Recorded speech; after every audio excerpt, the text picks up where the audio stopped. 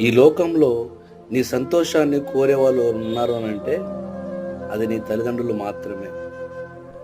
నీ అభివృద్ధిని చూసి సంతోషించే వాళ్ళు నీ కన్న తల్లిదండ్రులు మాత్రమే. మిగతా వాళ్ళందరూ కూడా తమాషాగాళ్ళే. కనుక నీ తల్లిదండ్రులు నువ్వు ఎదిగే క్రమంలో చదువు విషయంలో కానీ, ఉద్యోగం విషయంలో కానీ, వ్యాపారం విషయంలో కానీ వాళ్ళు మనం గద్దిస్తున్నప్పుడు, కొన్ని హెచ్చరిస్తున్నప్పుడు అది నీ మంచి కోసమే, అది నా మంచి కోసమే అని దాన్ని మనం విశ్వసించి ఓర్పుతో ముందుకెళ్తే మనం ఎంతో గొప్ప స్థితిలో అభివృద్ధిలో ఉంటాం. ఎందుకంటే మన కన్న తల్లిదండ్రులు కొన్నంత సంతోషము, ఆనందము మరి ఎవరికి ఉండదండి.